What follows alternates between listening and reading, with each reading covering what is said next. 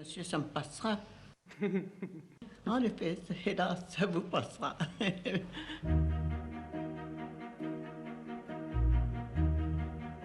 Je commençais le jour même.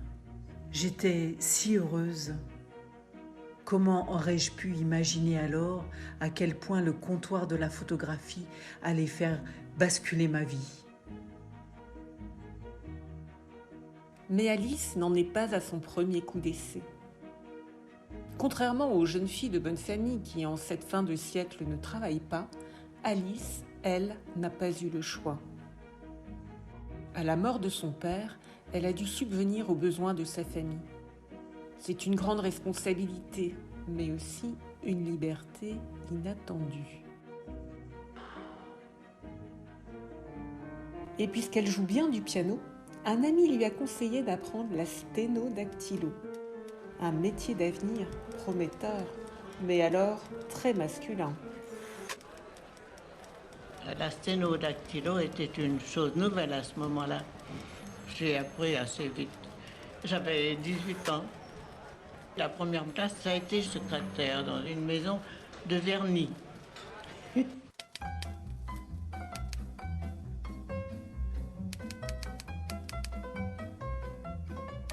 Dans cette maison, je me retrouvais la seule femme au milieu d'un groupe d'hommes. L'un d'eux avait une grande gueule qui déversait comme un égout un flot de plaisanteries grivoises, évidemment à mon adresse. Un jour, exaspéré, je bondis jusqu'à son bureau et frappant du poing de toutes mes forces, je lui criai « Vous allez ravaler vos ordures, me laisser travailler en paix ?» Il se dressa comme un diable et dit « Ben merde alors, v'là qu'elle m'engueule. Va falloir la dresser, la môme. » Je dois vous avouer que cette première expérience m'a forgé le caractère.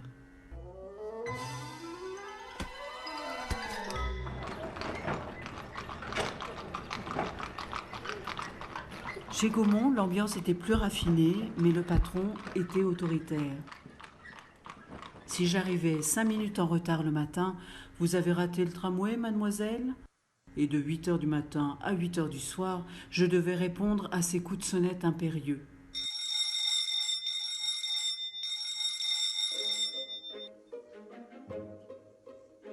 Mon poste était malgré tout captivant. Je découvrais à quel point Léon Gaumont était passionné par les sciences et les techniques. Le comptoir était alors en plein essor et fourmillait d'ingénieurs et de photographes. Mais moi, je ne connaissais rien de la photographie. Je savais bien qu'il y avait des bains et des plaques, mais le maniement de tout ça, je l'ignorais absolument. Il a fallu que j'apprenne tout ça. Tout le monde se passionnait alors pour la photographie. Et devant nos appareils défilait le tout Paris. Je me souviens d'Émile Zola, c'était au moment de l'affaire Dreyfus, de Gustave Eiffel, un associé de Gaumont, la princesse Bibesco, la belle Otero, Louis Renault, bien avant sa première auto. Moi-même, je n'étais pas peu fière de poser pour les publicités de la maison.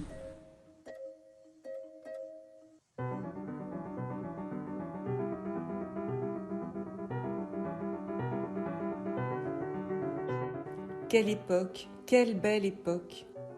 Sous les yeux d'Alice, tout grandit, s'élève, s'accélère.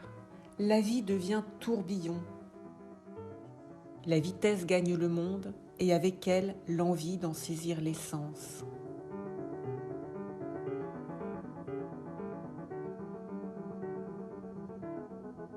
Sur les grands boulevards, Alice découvre les kinétoscopes de l'américain Edison, surnommé sans malice Pipe Show.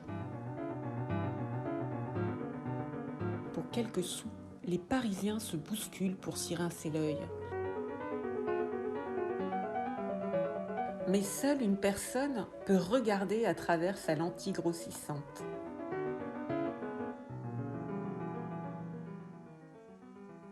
Léon Gaumont, en homme de science, mais aussi en homme d'affaires avisé, rêve évidemment d'être le tout premier à projeter ces images en public. Pour gagner cette course à la projection, nous venions d'engager Georges Demeny, un jeune ingénieur qui avait mis au point une machine appelée phonoscope.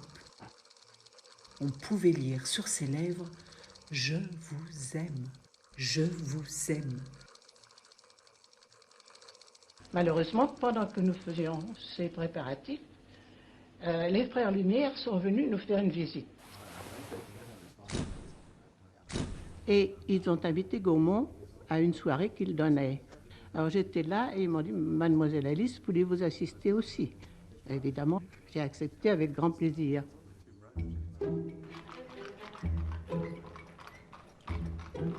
Nous sommes donc allés boulevard Saint-Germain. Là, les Lumières préparaient un petit appareil dans le fond de la salle. Personne ne savait ce qu'on allait voir. La lumière s'est éteinte et l'effet de surprise a été incroyable.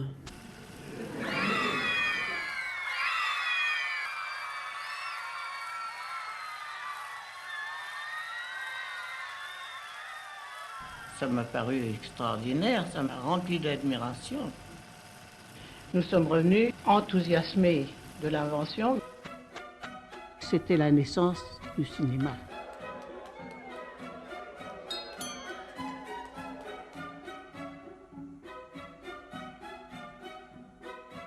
Au comptoir de la photographie, c'est l'effervescence.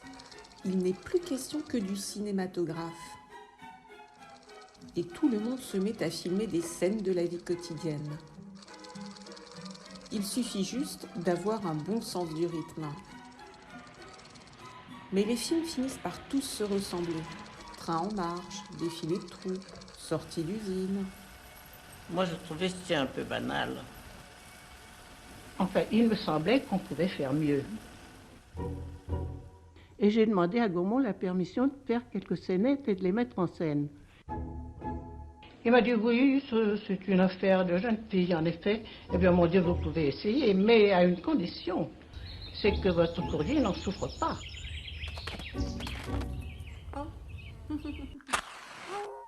Je n'aurais jamais obtenu ce consentement si on avait pu prédire l'incroyable dimension qu'allait prendre le cinéma. Ma jeunesse, mon inexpérience, mon sexe, tout conspirait contre moi. Et pourtant...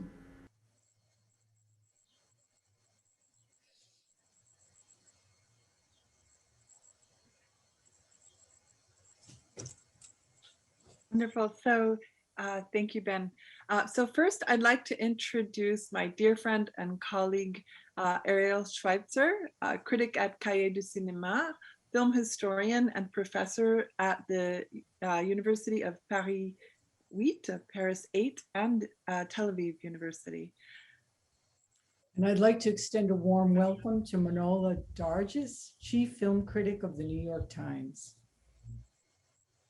So let's start with the first question. I'll ask it in two parts because there's two aspects to the question. A number of film documentaries have been made about Alice Key, most notably The Lost Garden in 1994, and more recently, Be Natural in 1919. However, this is the first documentary about Alice Key made in France. I understand from Richard Koszarski, a crew visited recently, and there is another French documentary in progress as well. But what I'd like to know is, what are your impressions of this film compared to past documentaries on Alice Key, especially in terms of the story told? Any surprises and how the filmmakers approached her life and career? Have we learned anything new about Alice Key? That's the first part. The second part of the question concerns the overall aesthetics of the production. The producers said that they were trying to work to bring a hybrid mixture of different materials, and they used stock footage, footage of recently preserved films, the illustrated drawings of Cato Muller, who is a French illustrator, as well as footage of interviews between Alice Key and historian, I believe it's Victor Bashi, and also George Sadoul is in the commenter part of the text. So without further ado, who wants to go first? Manola? Well, I'm always happy to see Alice Guy Blaché on screen, I have to say. So I just feel like the more movies, the better. I am also now, I've decided to start calling her the notorious ABG. I just think we should with Roubaix or Ginsberg gone, I think we should now have Alice be our notorious. So I think it's always wonderful to see her. And I feel that in part, you know, the more that she's integrated and the more familiar she was, the more that we will stop this incredibly terrible historical tendency to, if not forget her, you know, but to constantly re-excavate, like, oh, here she is again, you know. And I would just like to see a kind of continuity where we're just like rediscovering her in the 60s, rediscovering her in the 70s, rediscovering on and on and on. So that's just great. And I appreciate, I may be mixing my answers all together. I hope that's not a problem. It's fine. Okay. You know, hybrid documentaries are very fashionable right now, and there's different ways of doing it. I'm not always a fan of stock footage personally, because I feel it can kind of be a little cloudy in terms of where is this footage from? What is the specific, what was the specific use for it at the time it was shot? Why is somebody dressed in a 1920s fashion, for example? That just kind of clouds a lot of things. But at the same time, it's also nice to not just have a parade of talking heads. You know, it's, you know, Earl Morris has a lot to account for, I think, but never mind. But, you know, the more I see of her herself, you know, the first time I saw her on screen, I burst into tears because there she was, you know. And then when I've seen her in The Lost Garden or in Be Natural, and now here, every time you see her, it's this woman who did this, you know, that is brought to us, and we just come that much closer to her. And I think that that's just very exciting, honestly. Ariel? Yes, first, thank you, Kim, and thank you, Tammy, for inviting me. For me, it's very moving to be here. And you know that I studied together with Tammy in Paris 3, Sorbonne Nouvelle University. We made our doctorate at the same years. And we keep on seeing each other every year in Cannes Film Festival or in Bologna at Cinema Retrovato. But I think it's the first time we are participating together in a panel. First of all, I want to say something about my magazine. Not my own, but I'm part of the editorial committee. And we are very proud of a special issue we made in 2019, in summer 2019. It's July-August issue. The first issue of Cahiers de Cinéma, totally dedicated to women's cinema. It's called Histoire de réalisatrices. And you know, you see Barbara Loed and Wanda on the cover. And it starts effectively with, this is the beginning, with Alice Guy.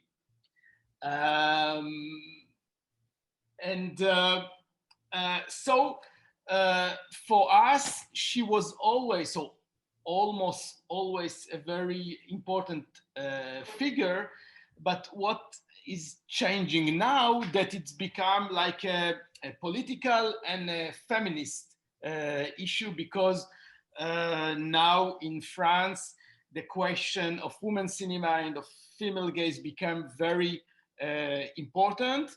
And of course, France is very late comparing to the United States or the Anglo-Saxon countries, and the gender theory and cultural study in general arrived to France very, very late. I just will say a small anecdote that one of the most important texts in the history of film theory, visual pleasure and narrative cinema, was published fully in France, the full version of the text, only like 6 or 7 years ago. There was a special issue of Cinéma Action, with a very partial translation of a part of the text, okay, and it was fully translated only 5 or 6 ago. You can imagine how France was late in all which concerned women's cinema, gender theories, feminist theories in cinema. But in Cahiers, so we are quite proud by doing this issue in 2019, before this new wave of rediscovering of women filmmakers and Alice Guy Blaché arrive, and I'm very happy that it's there, and now it's really a dominant subject in university, in film critics, and everywhere. Regarding the documentary, I like it. I like it a lot because it's very intelligent, and it managed to very briefly problematize, putting into question some of the main subject regarding not only the life of Alice Guy Blaché, but also a question regarding gender theory today, feminist problematics, and it's doing it without insisting anymore, but it's asking some questions in very intelligent way. Maybe later I will focus on some of them. There are two problems for me with the documentary. First of all, I didn't learn, I cannot say I learned something new regarding what I read before about Alice Guy, and regarding the older documentaries you mentioned. I didn't learn almost anything new regarding the figure of Alice Guy. Another problem I can point is that it's unfortunately too short, which means it's a format of television, like 52 minutes. It's going very, very fast. There is some aspect in the life, in the work of Alice Guy, which are not developed enough in my eyes. For example, the relationship of some of her film with gender theories, with feminist theories, with queer theories today. For example, in a very important film regarding this question, like the results of feminism. I hope we will see an extra.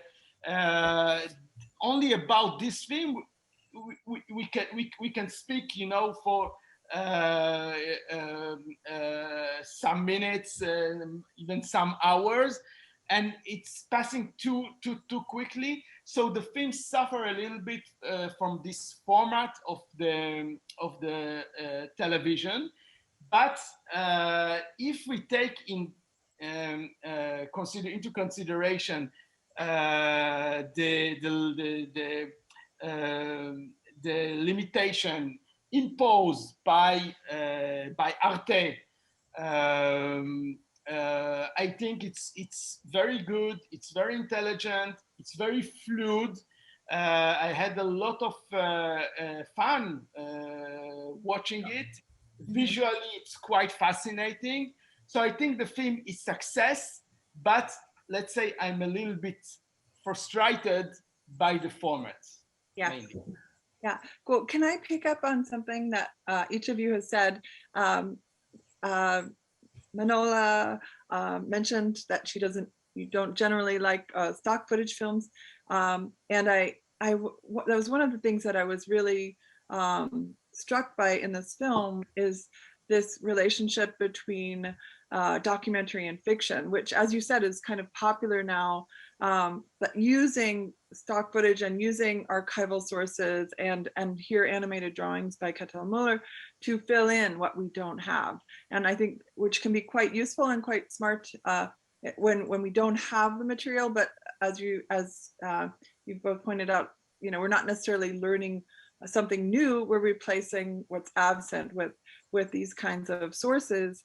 But I also, yeah, so I was kind of thinking about the relationship between documentary and fiction here, and Jane, one of the experts on fictioning history, I would love to hear what she I actually wanted to I want to interject a little bit on that point, Tammy, because I think I brought this up. You know, we call it a documentary, but of course it's the tension between fiction and nonfiction. And I wondered, you know, can we call it a film essay?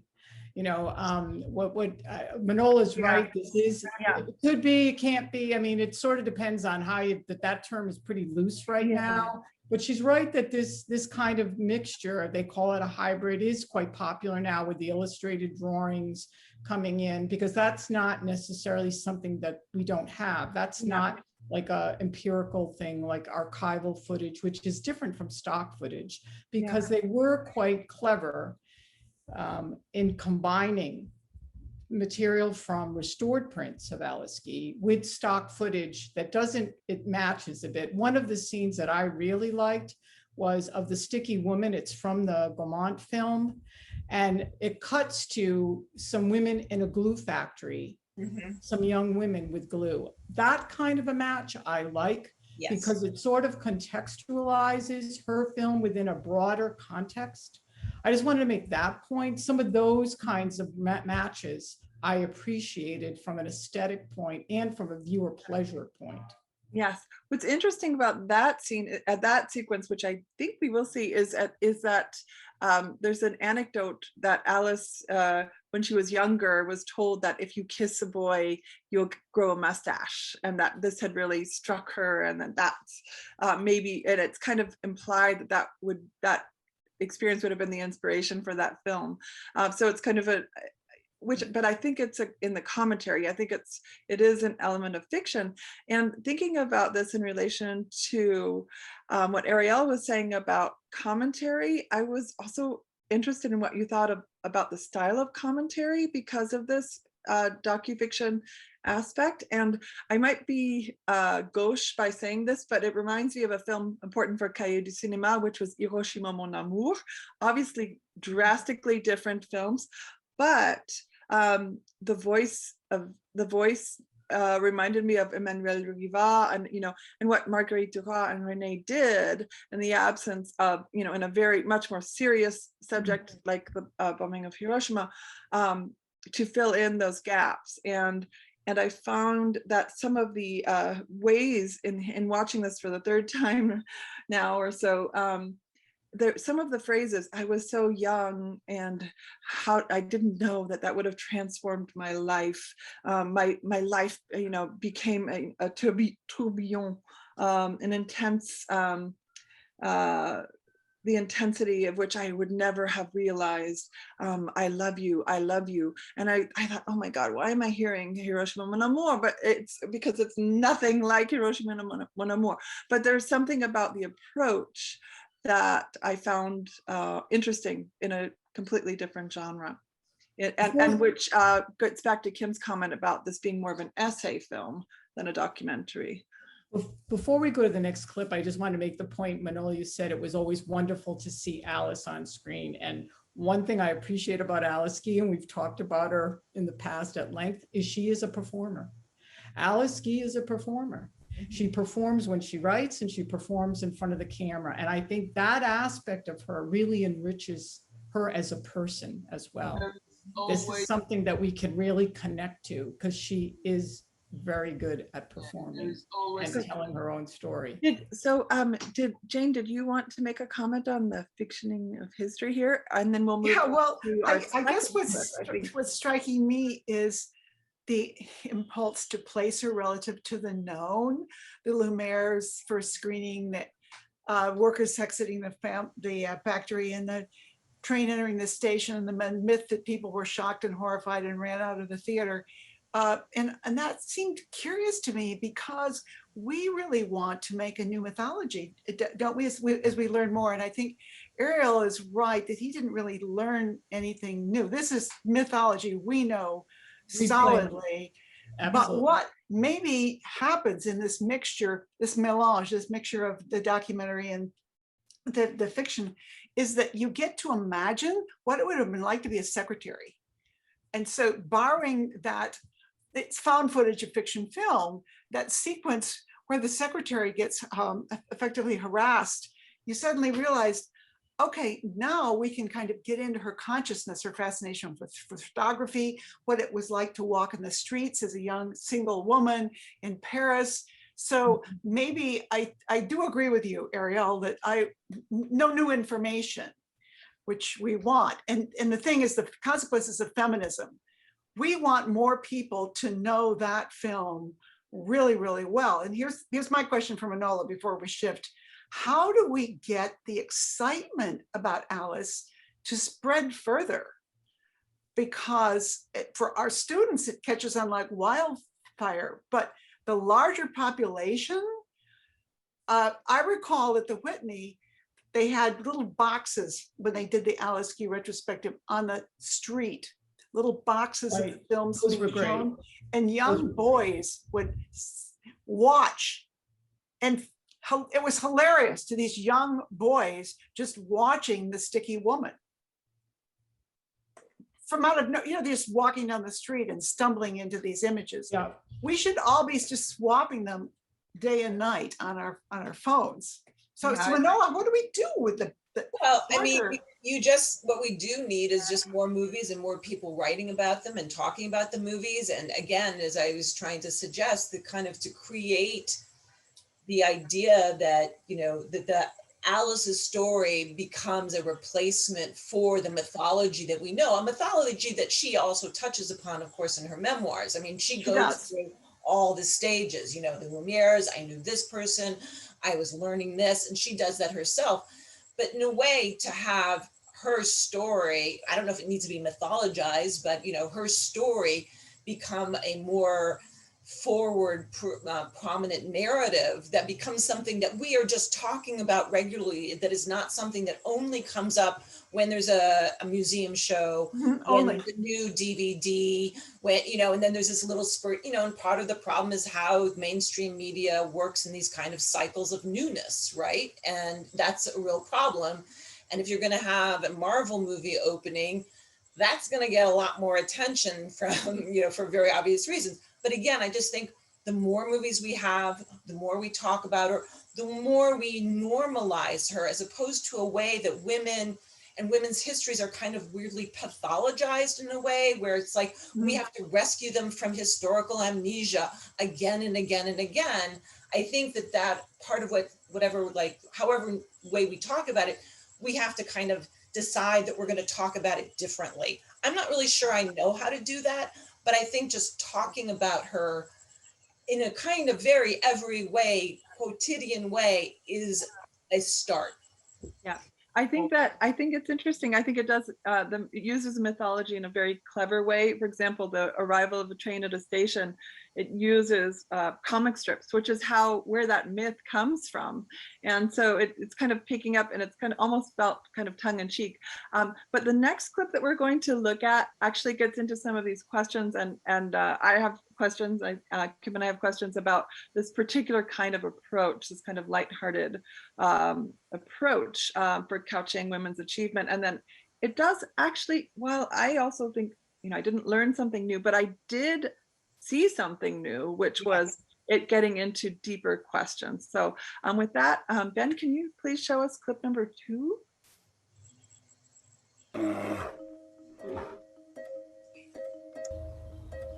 Alice a maintenant 23 ans et ses rêves vont pouvoir s'imprimer sur la pellicule.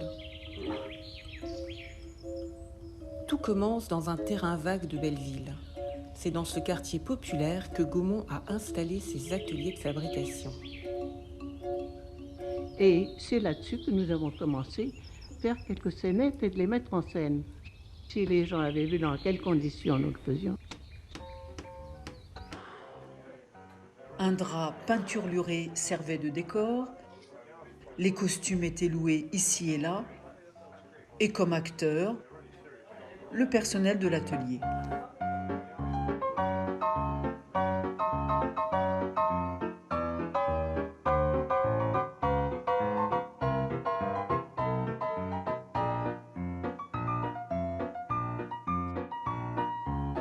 La gaieté, la bonne humeur nous accompagnaient et nous apprenions au jour le jour. Le hasard, la maladresse d'opérateurs nous firent découvrir le film à l'envers, le fondu, les ralentissements, l'accélération, les surimpressions. C'est comme ça que nous avons trouvé les uns après les autres des petites choses intéressantes.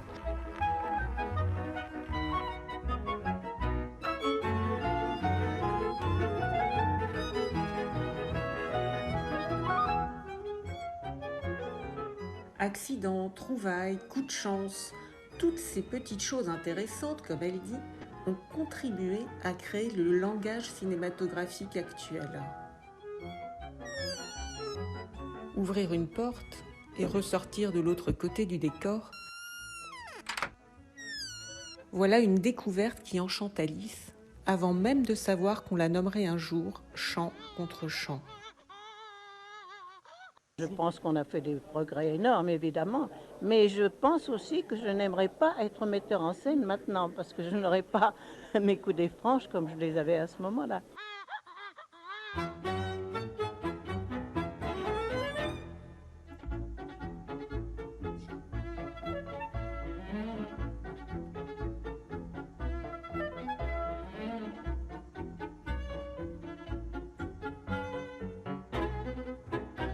Chez Gaumont, nous nous étions spécialisés dans les films comiques, avec poursuites, chutes, acrobaties. Plus la casse était importante, plus le succès était garanti.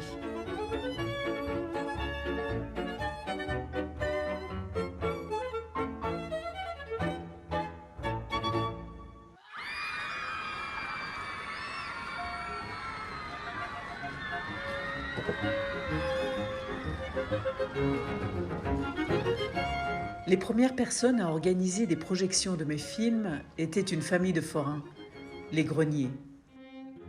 Un jour, ils m'invitèrent à une de leurs séances. C'était pour moi une première.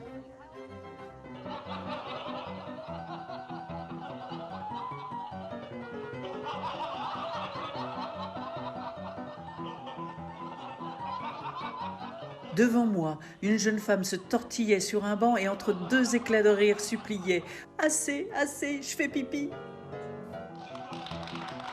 Cette rencontre avec le public fut pour moi un jour de fête.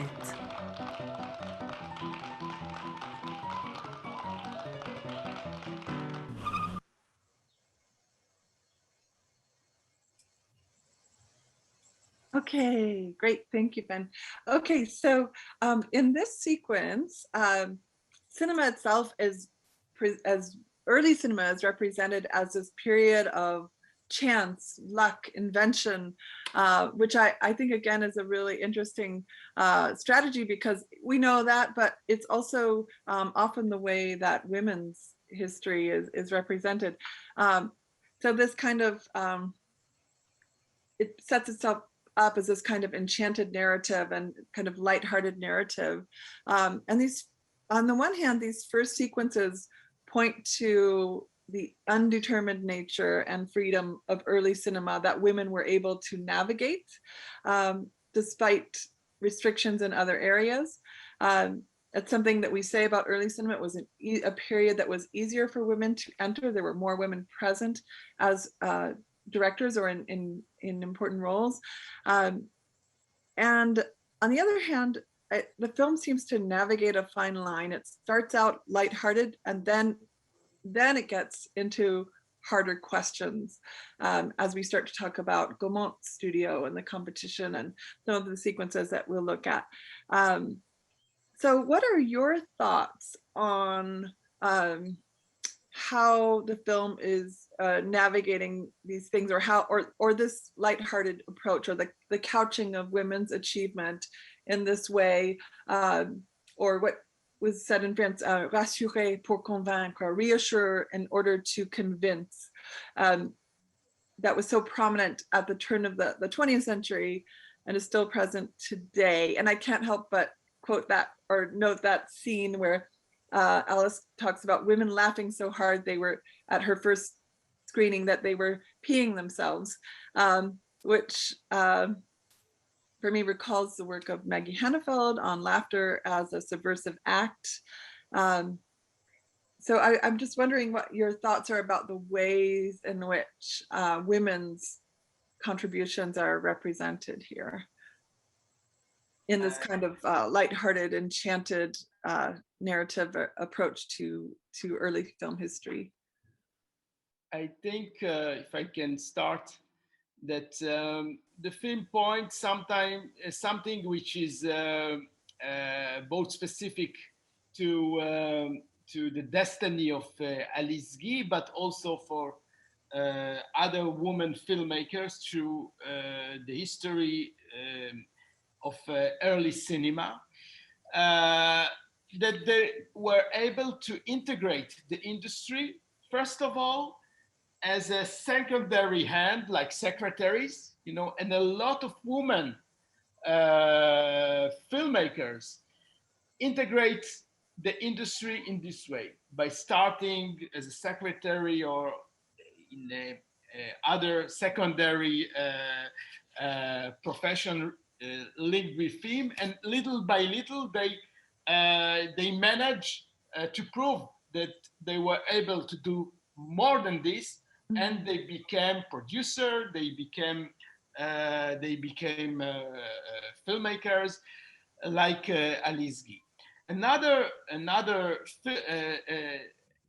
very interesting aspect is that the film shows that another explanation to the capacity to integrate the history links to the fact that cinema was not considered. It was considered as an Luna Park attraction.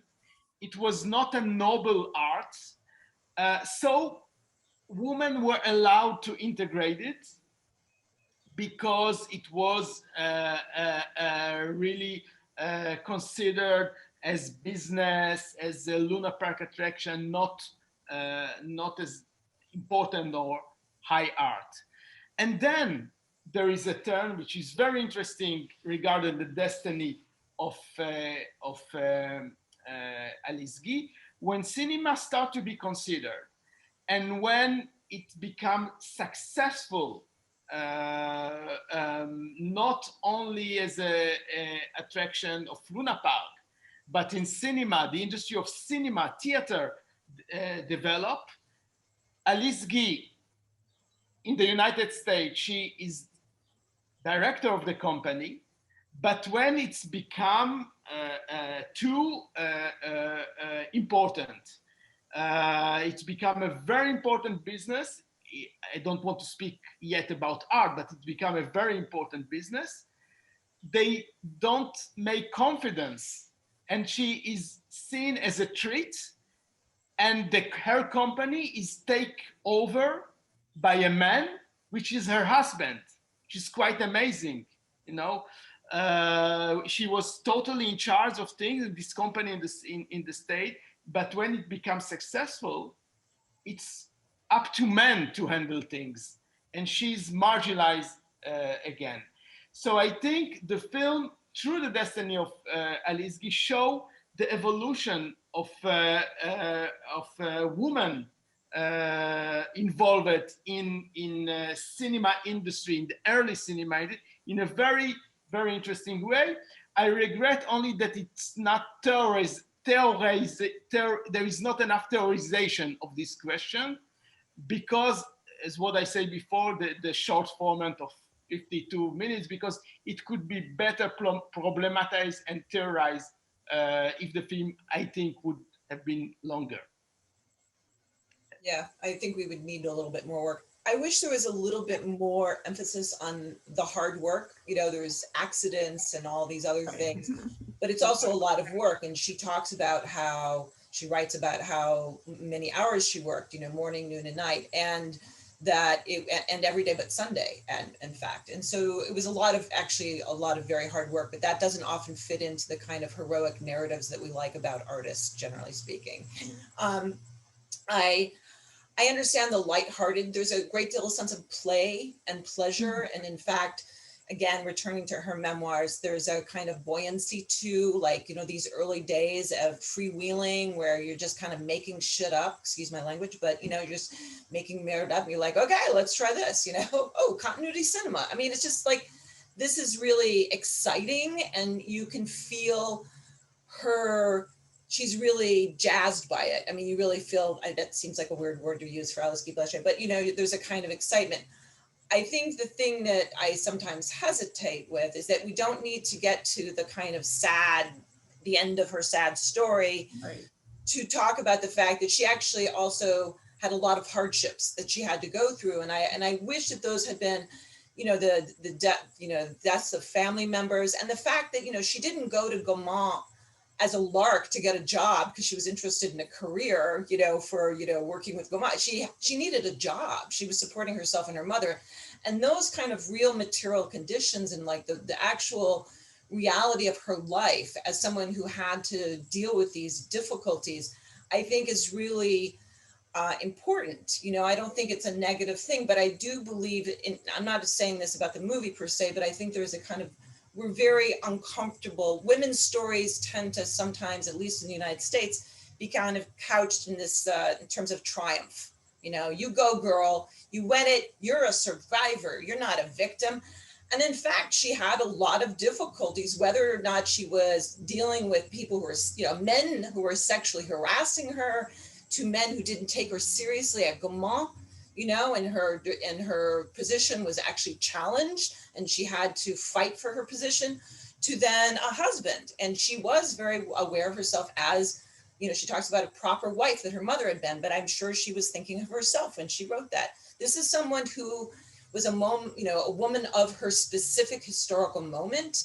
And that moment wasn't always very pleasant. And I just feel like we shouldn't be afraid of talking about the difficulties and hardships, you know, and not necessarily reverting to the kind of heroic narrative that we're familiar from great men of history stories. You know, I think there's another way, again, if we're talking about some sort of paradigm change, about how we tell stories. Yeah, absolutely. And I think that there's a sequence that we're going to show that's coming up called The Female Gaze.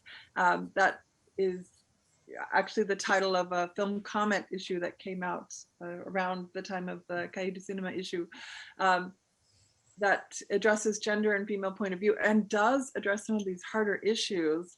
And so one of my questions, although we can maybe wait till we see those clips to ask that question about how that confronting those harder issues might impact the reception of the film in France. But one point before we go to the clip, okay. Manola and Ariel, if you didn't see the previous panel, the panel on sound, we did learn that when Alice was sent to Spain in the early 1910s because of male competition, the men did not want her. So that started quite early in her career. So it's like, ship her away, you know, it won't be a problem. So that's interesting. Yeah, so that was something new we learned today. That sort of would enrich. Yeah. In the end, she pushed out by her own husband, which is quite amazing, you know. Yeah. So anyway, Ben, let's go to the clip. Yep, it's clip number 9, Ben. Competition. I'm sorry, clip number 4, Ben. We're skipping the previous. Oh no, clip where's clip 3 on competition? Do you want to do that? Because you Sure. said the female gaze. Sure. It's up to you. Yeah, You can go with 3. It's short.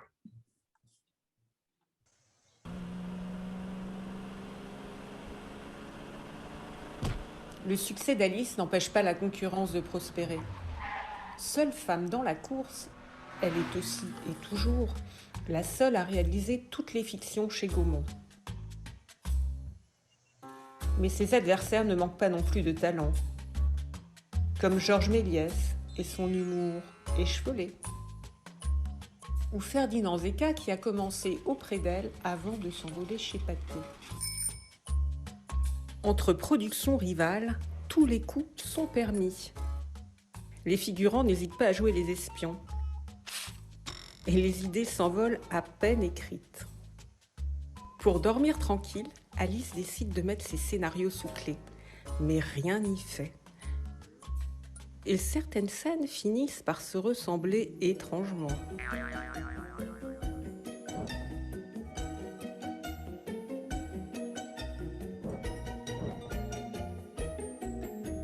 Your mattresses. Aussi, pour éviter pastiches et contrefaçons, Alice décide-t-elle de s'éloigner des regards indiscrets.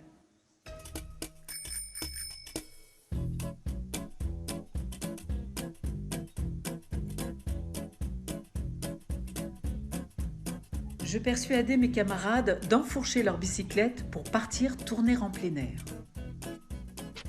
Évidemment, tout était improvisé. Nous n'avions pas, comme aujourd'hui, d'automobile aménagée pour se changer. Les dames se sont cachées de leur mieux derrière les buissons pour enfiler leurs costumes, tandis que les hommes, moins pudiques, se sont dévêtus n'importe où. Heureusement qu'il n'y avait personne. Nous aurions pu finir au poste. Malgré notre bonne humeur, ces prises de vue en plein air étaient souvent éprouvantes. Le ciel nous réservait parfois quelques surprises.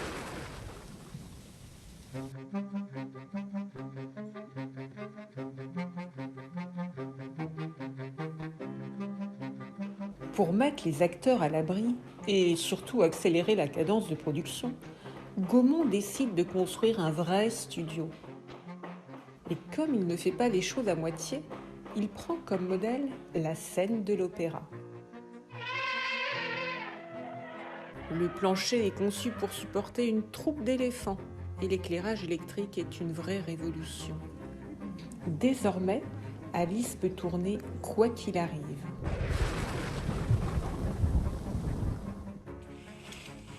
Choix des artistes, dialogue avec les costumières, les décorateurs, les menuisiers, les responsabilités d'Alice sont de plus en plus importantes. À tout juste 32 ans, Alice dirige le plus grand théâtre de prise de vue du monde. Une place rare pour une femme et qui lui sera férocement disputée. Est-ce que le fait que vous étiez une femme ne vous a pas fait des difficultés? Une femme, à cette époque-là, c'était inhabituel de faire un métier d'homme. Oui. Oh, ils m'ont fait des crasses, des crasses. J'avais un directeur des ateliers et ça, nous n'étions pas bien ensemble du tout. Une nuit d'hiver, il faisait très froid, c'est vrai. Il a pris tous nos décors faits, il les a fait couper pour chauffer. C'est vous dire à quel point. J'ai vite compris cette évidence. Aussi longtemps qu'une femme reste à ce qu'on appelle sa place, elle ne subit aucune vexation. Mais dès qu'elle assume les fonctions généralement réservées aux hommes, on la regarde aussitôt de travers. Thank you, Ben. So that clip was requested both by Ariel and Manola, but if you'd like, we could go right into the next scene, which is 2 minutes long. Let's do that, and then we can discuss it all together. Ben, can we have clip number 4, please? It's the scene that immediately follows.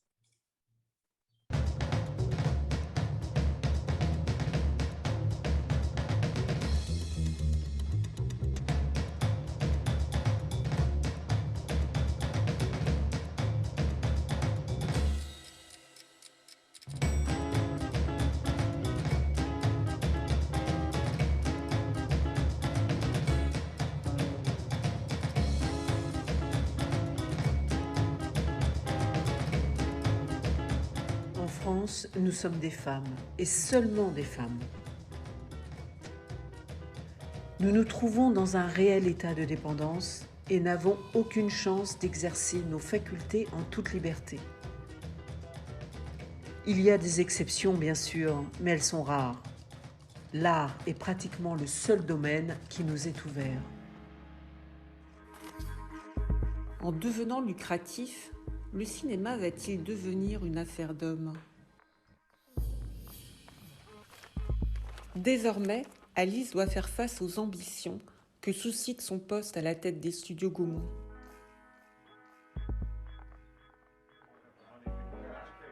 Le conseil d'administration est à l'affût et lui demande de rendre compte de la moindre dépense. Dans le même temps, la cadence des films s'accélère. Il faut faire vite et tourner un film par jour. Mais Alice s'obstine et continue à vouloir voir les choses en grand. Et quel a été le plus long film que vous ayez fait? Eh bien, je crois que c'est La Passion que j'ai fait en 1906, qui a été mon plus grand film en France. Ma vie du Christ a été le premier grand péplum, du jamais vu, avec 25 décors et plus de 300 figurants. J'avais même eu l'idée, tout à fait nouvelle à l'époque, de faire appel à des conseillers historiques, 2 jésuites bien tatillons sur les reconstitutions. Ma ténacité fut récompensée. Le film remporta un immense succès. Des années plus tard, imaginez mon étonnement quand je découvris que certains membres de l'équipe n'avaient pas hésité à prendre ma place de réalisatrice au générique. Malgré la réussite de ce premier film à grand spectacle, Léon Gaumont préfère miser sur une autre innovation, le cinéma parlant.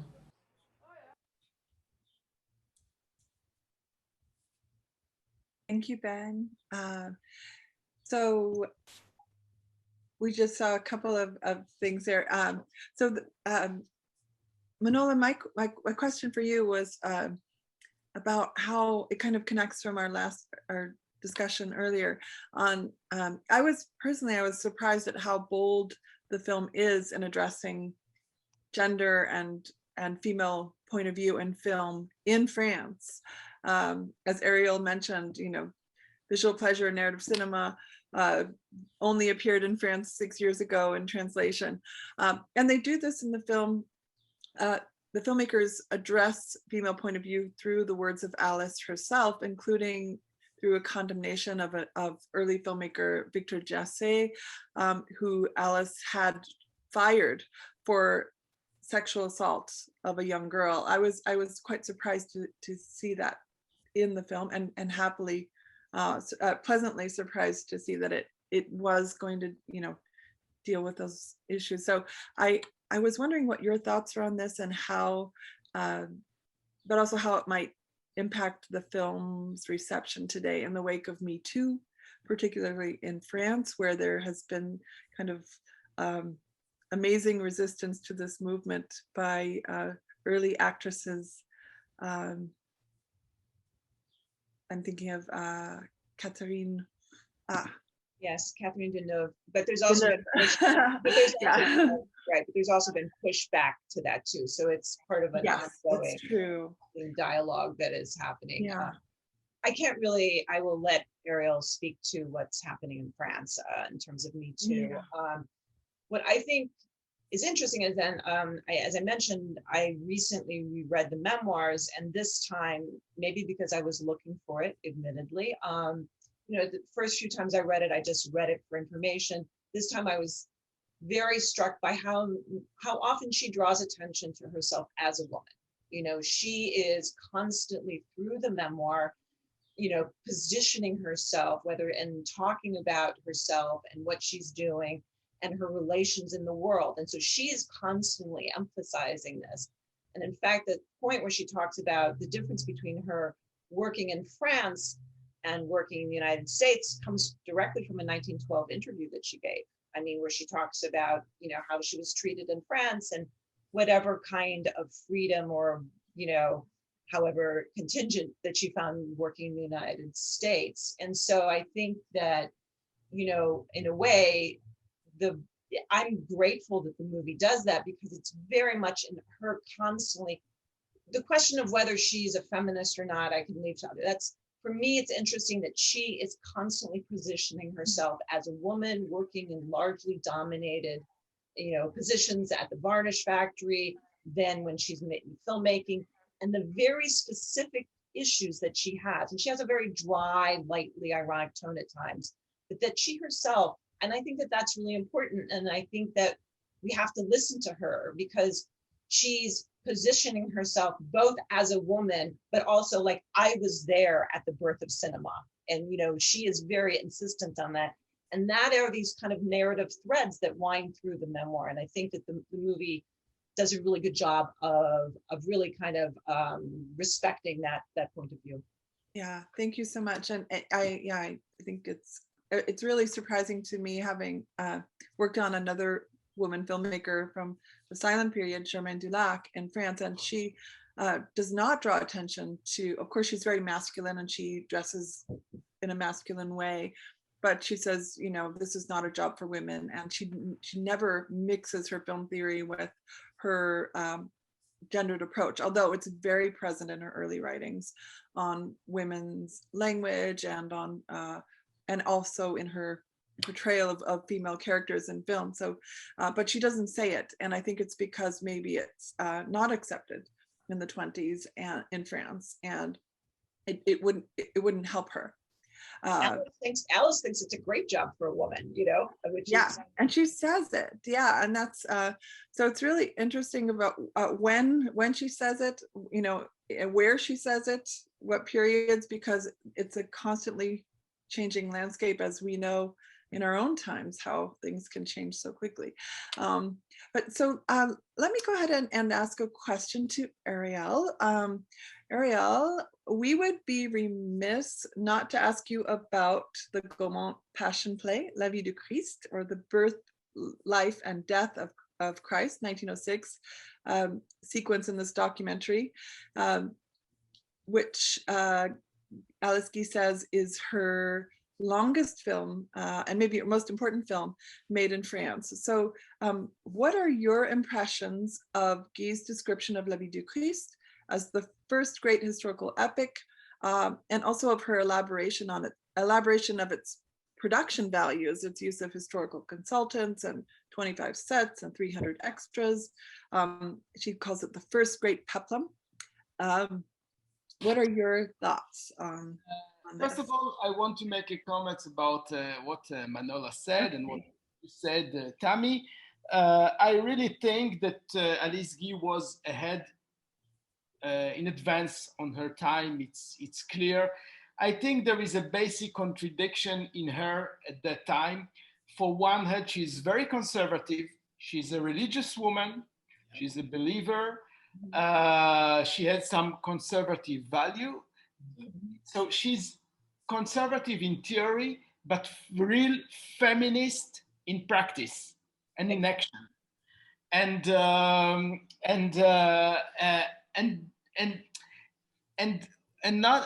what is interesting is that she's aware of it, because I think she couldn't make a film like Result of Feminism without being aware of this contradiction. This film is, for me, amazing, because we can see today as not only as a feminist interrogation, but almost as a queer film, you know? It's almost a queer film. Super queer, trans film. So what is interesting that she was totally aware of these questions, and some of them she questioned them through her film. So she was, and I think people with contradiction and people who manage to express this contradiction are the most interesting, you know, because they are going far away from dogmas, you know, and there was something also very human in here, you know, like living really through this contradiction.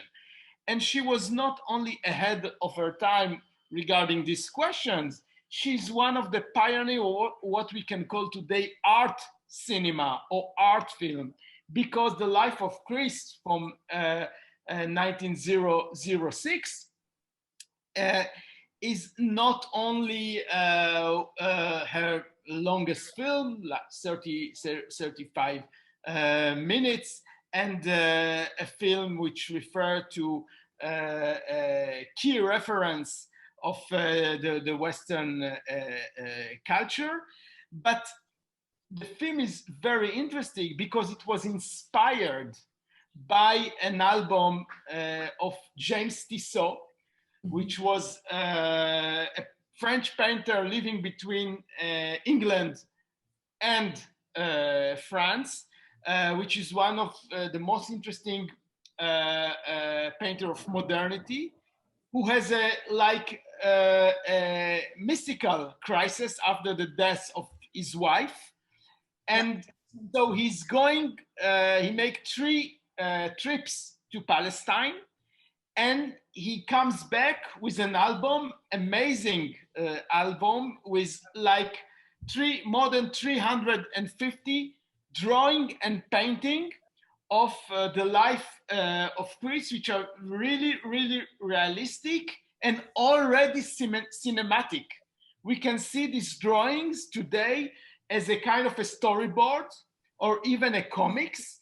And what is interesting is that the drawings are painted from different point of view. Every scene, even the crucifixion scene, is painted from some point of view, which is like a découpage, cinematic découpage. And in fact, Alice Guy bought a copy of this album, which was very, very important for her. And she decided to put it into screen. And some of the images of this film are the exact reconstitution of James Tissot painting and drawing, which means something very interesting, that she had already the ambition to take cinema into the level of what we call a noble art or an legitimated art.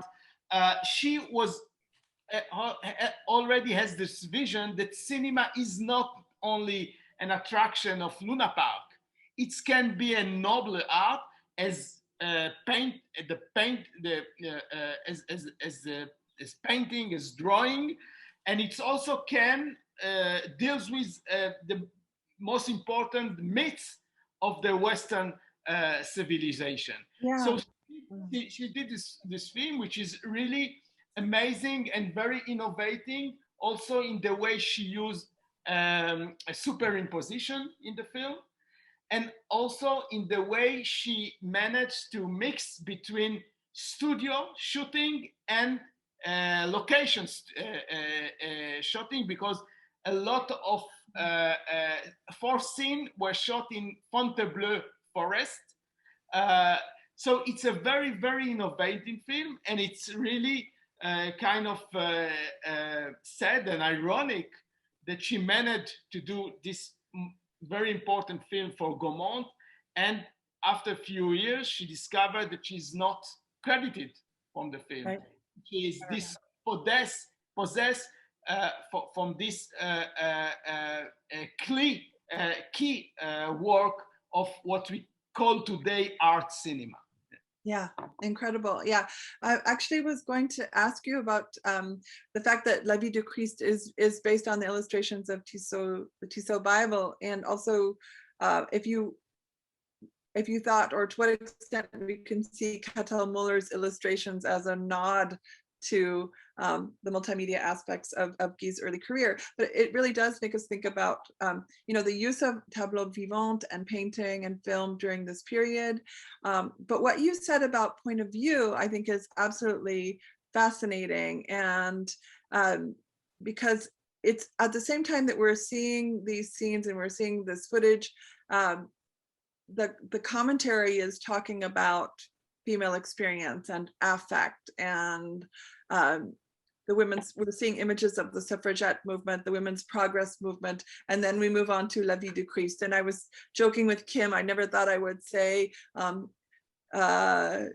feminism or the female gaze and the life of Christ, or feminism and Christ in the same sentence, but yeah, I mean, she juxtaposes these things, or they're juxtaposed in this film, of course, but there's but the use of point of view. And I think that's one of the most innovative things about women filmmakers, because they're coming from an outsider other point of view, that they innovate in so many different ways and so many different movements through point of view.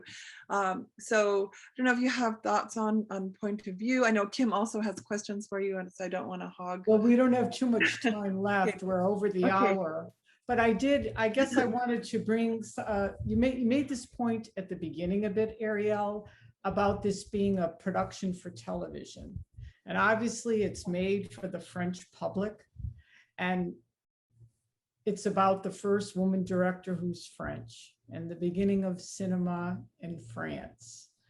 And I'm wondering, since it's targeted for the French public and what you're telling us about gender and the role of women, if this isn't sort of an attempt, because the title of the film is Hidden Women of the Seventh Art. Okay, the seventh art, goes back to Ricciotto Canudo, the French theorist who wrote about cinema as the seventh art, and the fact that Alice Guy is hidden. We're uncovering this. This is a digital humanities type of strategy.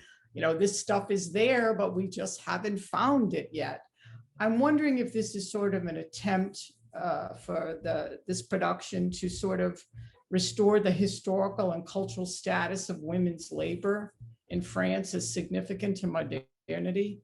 Although it doesn't quite come there, they are showing women doing labor.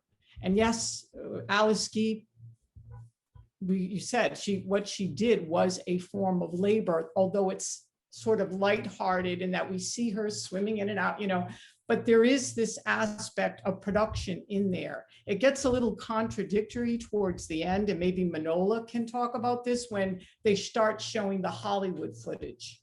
Because it's sort of like this, to me, is this dichotomy of Alice Guy. She's caught between the two eras. And one thing I was going to comment on her role as a woman. Remember when she goes to the United States, she's Madame Blanchet. Okay, and she's marketed as a woman who has great taste, who knows exterior settings. Can she sell women's magazines? This is something I started to explore.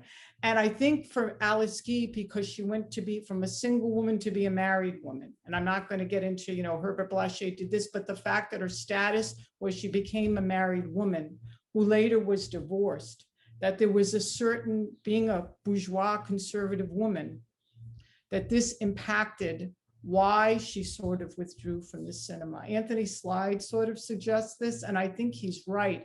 I think in a way that these aspects don't come out in this film, but I think it's integral to what Manola said about her being a person, what she went through. She was a secretary. She had to produce this labor.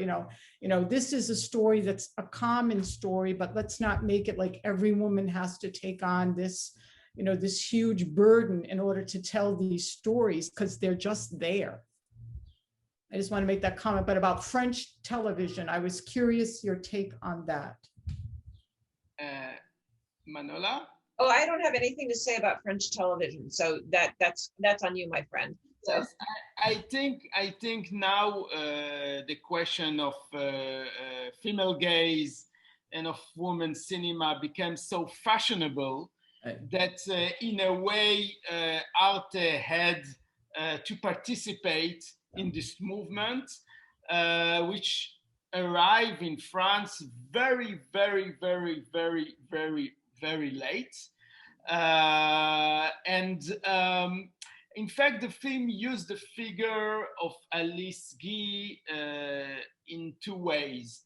One is, of course, to take part in this popular movement of the discovering of the female gaze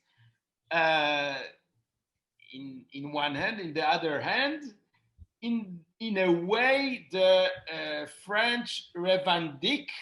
There is a kind of a revendication, a kind of that cinema invaded by French figure, you know, not only Méliès and Lumière, but also now woman cinema by Alice Guy. So I think behind this production, there is these two movements in one way participate in something which become like a kind of a new consensus in France. And now you know that every festival in Europe and in France, they have to have women filmmakers, and they have to have woman retrospective. So I think the film is part of this movement, which is good, which is necessary, but it's ironic that it's come so late. Right. If we compare it to what happens in the United States or in other Anglo-Saxon countries. And as I said, the other movement and the other is to remind everyone that we are the inventor of cinema. It's not Edison, it's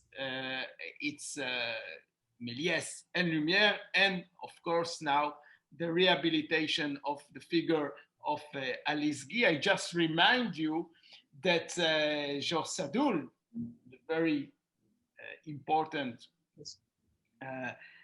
film historian, Alice Guy didn't existed in his dictionaries, you know, in his until the I think almost the 50s. Right. She didn't exist in his dictionary, and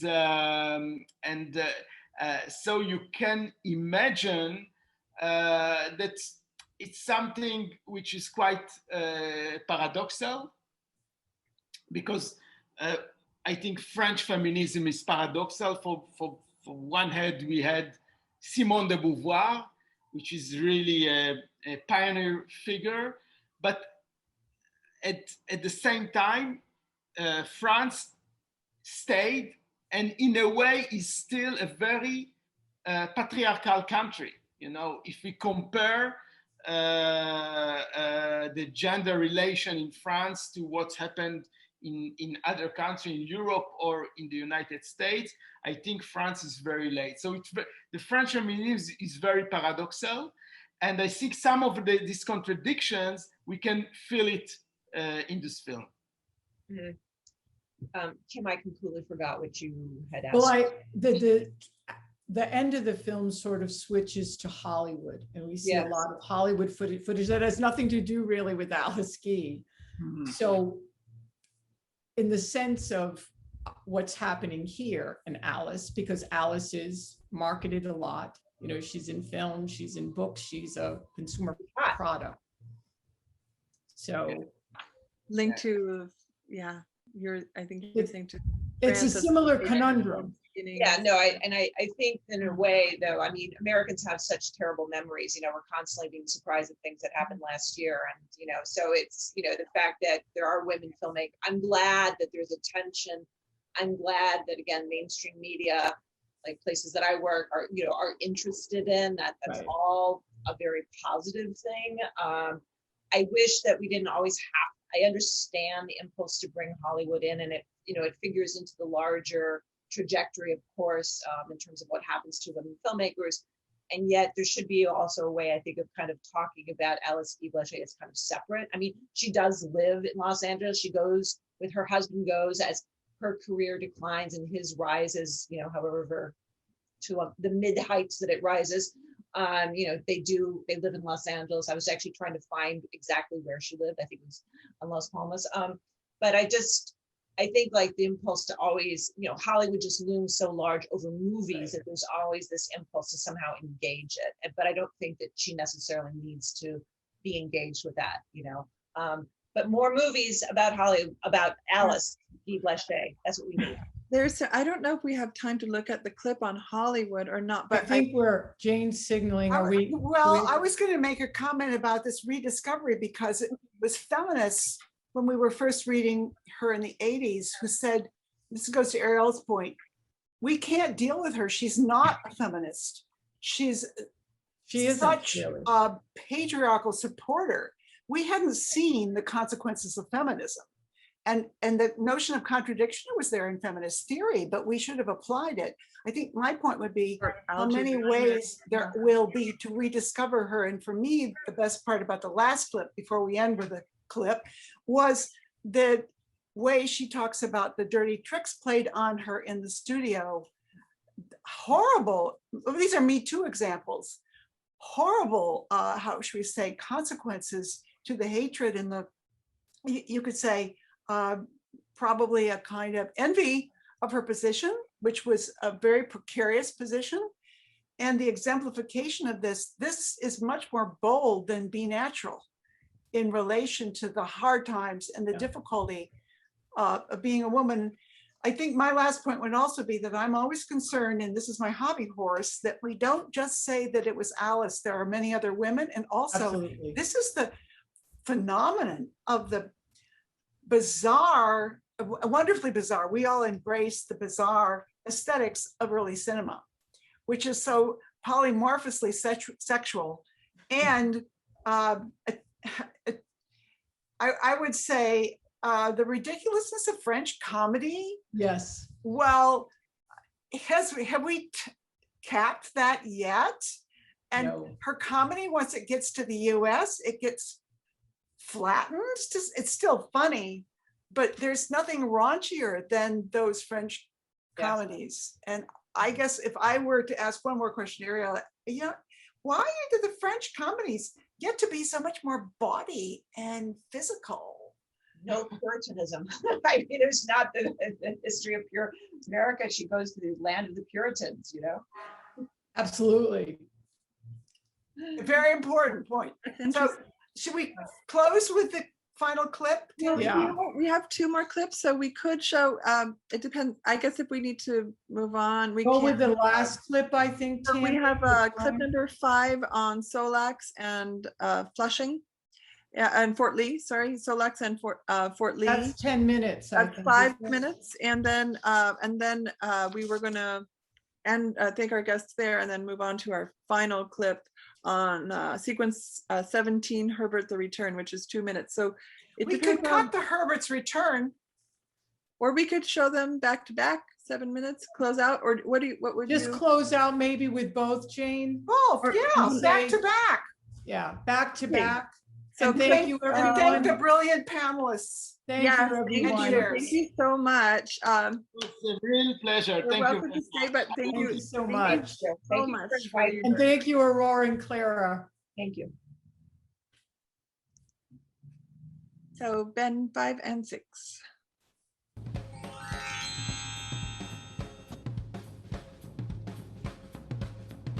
Alice assure seule la bonne marche de la jeune entreprise. En 2 ans, elle va écrire, réaliser ou superviser plus de 200 films. Le public adore et les commandes s'accélèrent. Ces films américains étaient-ils très différents des films que vous aviez l'habitude de faire en France? Très différents. Nous avons fait surtout beaucoup de films cow-boy pour commencer. Oui. C'était la grande mode à ce moment-là. J'ai même eu des cow-boys qui nous enlevaient nos décors les 3/4 du temps avec leurs petits chevaux qui sautaient partout. J'ai même appris à lancer le lasso. C'était aussi la mode des films à suspense, avec enlèvement de riches héritières, toujours jeunes et jolies, amoureux qui partent à leur recherche, traquenards, etc. Tout est des bons, à condition que la fin soit heureuse.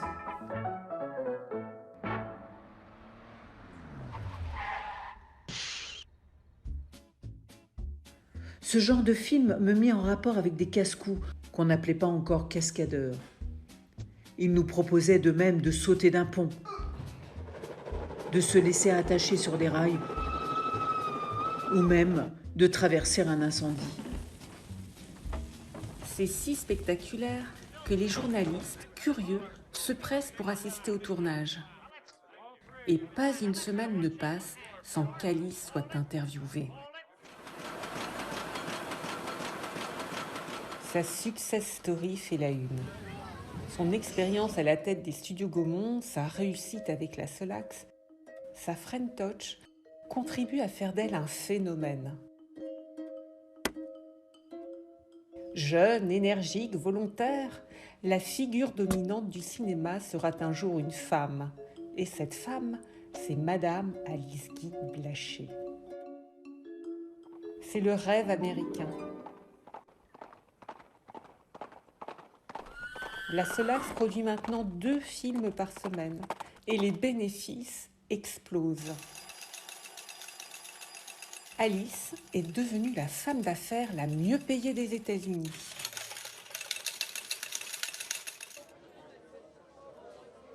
J'ai eu la grande chance que nos films ont plu énormément et nous avons fait des bénéfices de 100% tout de suite. Et là, nous avons acheté un terrain à Fort Lee, dans le New Jersey, qui était la grande cité du cinéma à l'époque. Oui, Hollywood n'avait pas encore du tout de développement. Ah non, à ce du tout, moment-là. du tout. Tout se passait près de New York, oui. Le nouveau studio d'Alice a coûté $100 000. En quelques mois, Fort Lee, cette banlieue de New York, est devenue la capitale du cinéma américain. Les voisins de la Solax sont des majeures compagnies qui débutent et qui, elles aussi, se cherchent une place au soleil. Producteurs, réalisateurs, acteurs, tout le monde du 7e art est là. Je venais d'avoir mon 2e enfant. Herbert était retenu par son contrat chez Gaumont. Cette installation à Fort Lee m'enthousiasmait totalement. J'avais choisi un emplacement sur une petite colline très ensoleillée. Les décors naturels étaient magnifiques.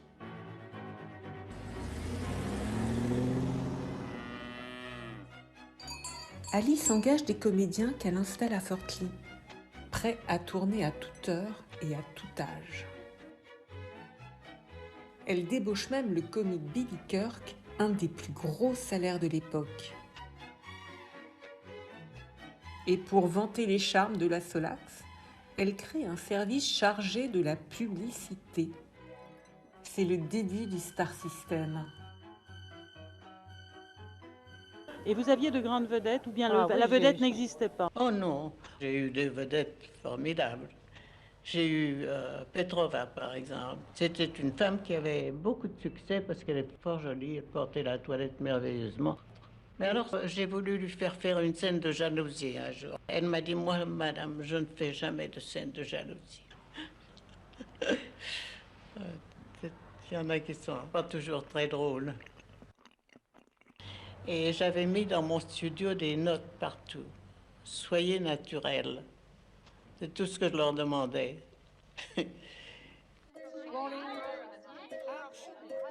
Soyez naturels. C'était ma marque de fabrique.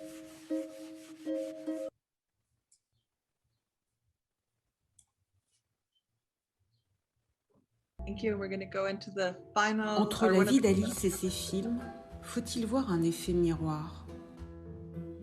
Sa carrière, menée jusqu'ici tambour battant, connaît un brusque revirement. Tout bascule pour elle au moment où Herbert quitte la Gaumont pour s'installer à la tête de la Solax. Sa réussite a-t-elle fait trop d'ombre à son mari? Ou Herbert se rêve-t-il en capitaine d'industrie, capable de rivaliser avec les major compagnies du cinéma? Quoi qu'il en soit, Alice perd peu à peu de son indépendance. Désormais, je n'assistais plus à aucun conseil d'administration. J'aurais, disait Herbert, gêné les hommes qui désiraient fumer leurs cigares en paix. Mais Herbert me réservait d'autres surprises.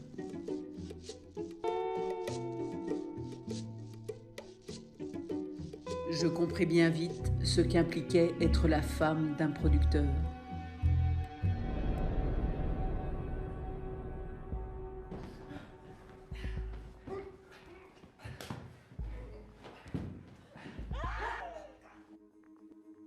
Comment ne pas entendre l'émotion d'Alice, ses préoccupations, ses convictions les plus intimes?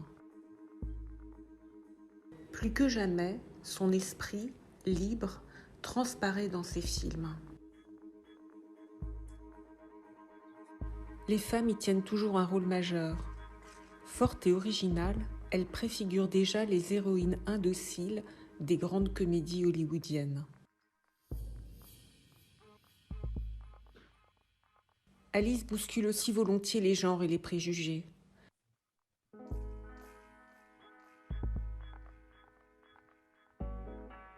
Ainsi, lorsque les comédiens de sa troupe refusent d'apparaître aux côtés d'acteurs noirs, elle n'hésite pas. Elle tourne son film avec une distribution entièrement afro-américaine et l'impose dans tous les cinémas. Personne n'avait osé. C'est une première dans l'Amérique ségrégationniste.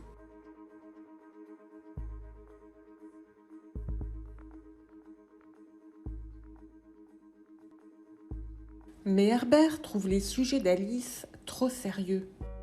Nous nous adressons à des paysans, des mineurs, des cow-boys. Il décide alors de s'allier à d'autres producteurs et impose à sa femme des films de commande.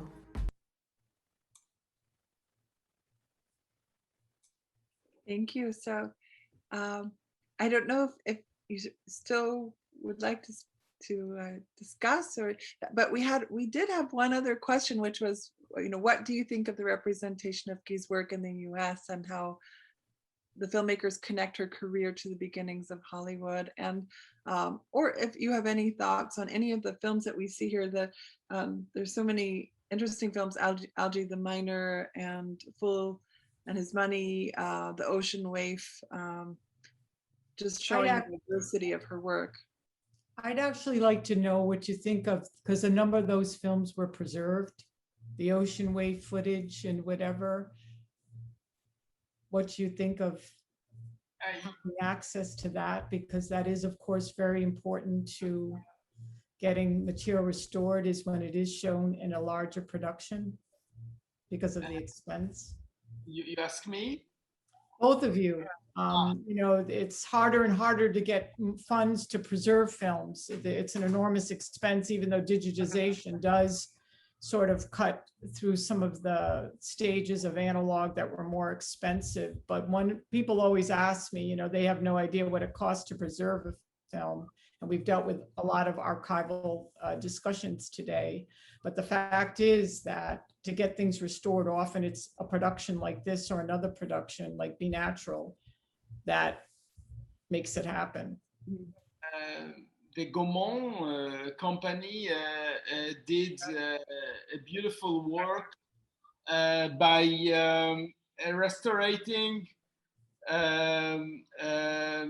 a lot of their treasure and editing them in 2 boxes, which are real treasures.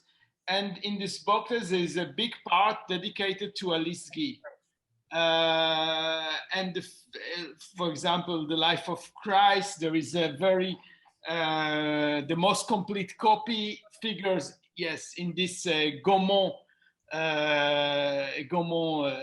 But I must say that a lot of films are totally lost. We know that a lot of the Alice Guy production in the United States is lost, but some of the film also made under the Gaumont were lost. And now I heard there is they try to rediscover some of this lost treasure, because now there is a new interest in the subject of women cinema, and so the case of Alice Guy become in a way a political issue, also for the Gaumont. So I know they try now to find some lost films, but they did already a very beautiful job with this two box with quite good restoration, and I hope they will find more things, But the tragedy is all the production of Alice Guy in the United States, all these films that she made the strip, in the hope to find things she didn't find, and this film are either totally destroyed, either they are hiding somewhere, and we can still have this hope to find someday this lost film of Alice Guy. We have to mention Kim's wonderfully curated Kino Lorber box set on Alice Guy as well, which you can watch on the Kennington Bioscope, some of which you can watch on the Kennington Bioscope website. Thank you to our viewers. Also, we should have Kim give us the update on the number that have been found. I don't know how many. I will say this, it's not as dire as everyone thinks. Having worked on Alice Guy since way back when, and my predecessors having worked on Alice Guy and Lois Weber and a lot of other women, it's the expense often. Sometimes these things are in archives, and especially overseas archives without large staffs, and they're up against new challenges because of digitization. Things are there that people don't know they're there. They're not documented. The other thing is you'd be surprised that we keep finding more Solax films, a lot of them in Canada. And I'm sure in Fort Lee and further up, there is a lot of, and not just Alice Guy's films, but the films of many early pioneers in women. I think that the challenge is now, even though digitization cuts through some of the stages of analog, it's how it's being done, and that's a whole other conversation. What does it mean? Preservation is a always changing term, as is restoration, and that's a whole other thing, folks, I'm very interested in. And I will say this, that commercial releases of these films aren't necessarily done by archives in all cases, okay? And there are different types of prints used. Sometimes they're digital scans of a film that was preserved analog, and that can be perfectly fine. I don't want to get into the nitty-gritty of that, but I think that the important thing is that we move forward and try to show more films, as Manola said. And Jane, you made that nice comment about the Whitney showing outside, because that was really, people loved that. We know that's part of the more kinds. They love that. More kinds of screenings. Alternative places to see silent films and things like that. I know I've seen Chaplin films projected in DC in a huge warehouse where there's all food sellers, and young people really like it because, of course, it's younger people that you want to get interested in this material. And I think there's creative ways to use this footage. But is our number up beyond 120 now, Kim? I have no idea. I'd have to look, because we used to say 120 and then it went higher. But over 1,000 shorts and features total in 2 careers. Right. But we keep finding more, and and that's a good thing. Yeah, I think of other women, is to tell the audience that we have to get the films of other women too. There's a lot of other women out there, folks, that and those of us that have preserved the films of Alice Guy, quite frankly, we do want to move towards other women. Nothing against Alice Guy, but we've got to get the work of other women out there, because there is a lot there, unknown people. And this is something Richard Koszarski brought up about the Fort Lee. He's doing an exhibition, and it's about women in Fort Lee that worked in the film industry that nobody knows about. But it's various capacities. And Jane's project along with Monica Delasta, and the Women Film Pioneers Project is doing an amazing job at getting the word out on these things. But when we look at the work of Alice Guy and we see how little we know all of these films that you've mentioned, 120 films, it just shows you that there is so much more out there by women, and there are so many women that are being written about through. Yes, and it's all project. Great to still look at. So I want to thank the panel for the intelligence and dedication to the cause.